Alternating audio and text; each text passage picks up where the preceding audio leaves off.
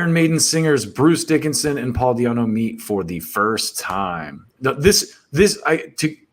don't know if Blabbermouth does this on purpose, but they kind of get like a little Mean Girlsy in their articles, right? Like they'll be like, "Here's what happened," and they're like, "Well, this guy said this, yeah, and this guy said this."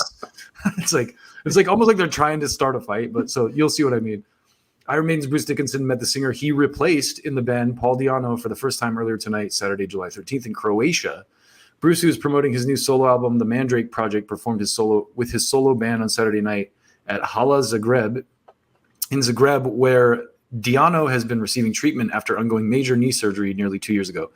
Stjepan Djeras, a Maiden fan and author of many Maiden-related books, who has been managing Di'Anno and taking care of Paul while he has been getting physiotherapy treatments in Croatia, shared a photo of today's encounter between the two heavy metal legends in captions that Stjepan wrote simply, "History is rewritten once again for the first time ever."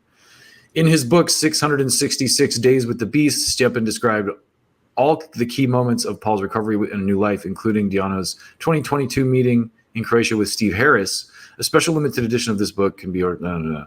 In a recent interview with Joel McIver for Record Collector magazine, Bruce was asked when he first encountered Iron Maiden. He responded, "The first time I saw Maiden was at what was then the Music Machine in Camden.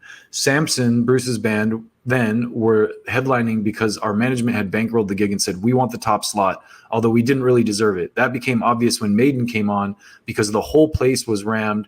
I'd heard rumors about how good they were, and I thought I'd better see them. When they came out, I thought, I've never seen Deep Purple, but this is what it must have felt like to see Deep Purple in their prime, rocking up a storm."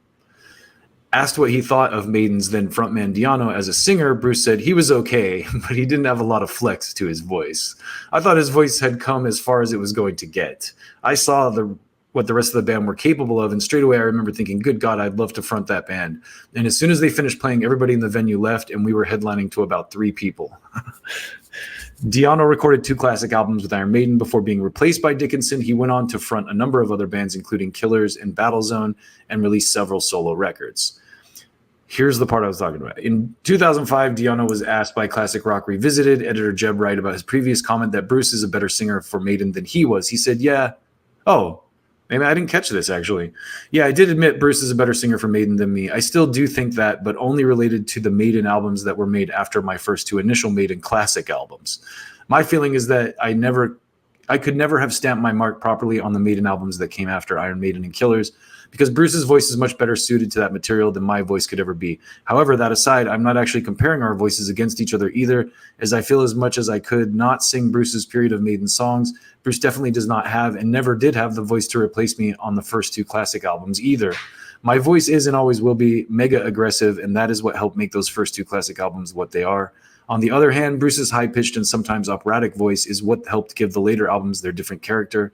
I will say this, though, Bruce sounds incredible on many later Maiden tracks, such as The Trooper, Number of the Beast, 2 Minutes to Midnight, but let's face it, without meaning to sound arrogant here, just saying what everyone knows, when Bruce tries to emulate me on classics such as Remember Tomorrow, Running Free, Wrathchild, Killers, or anything from the first 2 Maiden albums, he just does not have the tools for the job, as the aggression just isn't there. Your voice can often explain a lot about your background, and I think my voice shows the kind of,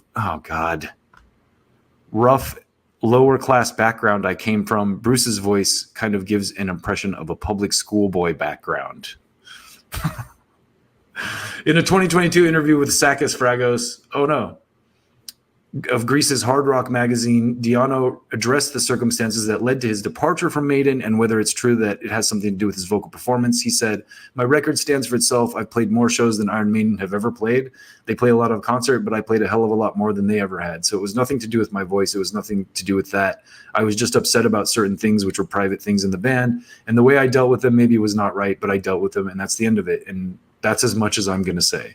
Pressed about whether it's true that he wasn't properly compensated for his work on the first 2 Iron Maiden albums, Paul said, "I have nothing to comment on that at all because, to be honest with you, it's nobody's damn business. I got paid very well. I'm very happy with that. See, if I try to say, Iron Maiden didn't pay me enough money, it's a bad reflection on Iron Maiden, and I'm not taking that. I got paid very well. They looked after me. End of story." So it's a little that I think I kind of like skimmed it, and it looked a little worse than it was. He kind of takes some shots at Bruce at the end there a little bit. He does. What do you think about that? You got to. I mean, right? Yeah, you've seen them do those songs live with Bruce. What do you think about what he said? Do you think Bruce pulls it off? Oh yeah, Bruce pulls off their stuff amazingly. I mean, I'm not that I've ever heard D'Amato stuff, but I mean, I just feel like Bruce. Well, have you ever heard him do stuff from Killers or the first? I've heard Bruce do stuff from Killers, and I've heard him like sing "Running Free." I mean, that's a song they always sing, but it's yeah. Well, I don't Child, and I love when Bruce does Brathchild. Yeah. Yeah. I honestly, I was late to the game with Maiden too, so I didn't get into them really till 2000. So when Brave New World came out with, so I think Killers has some cool stuff, but it does. I mean, 22 Acacia Avenue is a fucking killer song.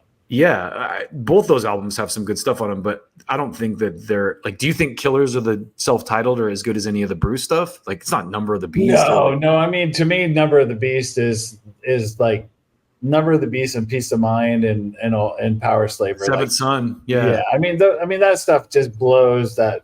I mean, to me, that was the foundational stuff, but it's still not. It's what started them, but it's not what took them to where they're at. Sure. It's interesting to me too that they have that Maiden has the same kind of like story as Slipknot. Like Slipknot, Corey was in the band Stone Sour, and he saw Slipknot in Iowa and was like, I want to be in that band. Yeah. You know? And that's what Bruce did. He's like, I saw Maiden play and I was like, I want to front that band. It's mine. The Precious. Precious. The Precious.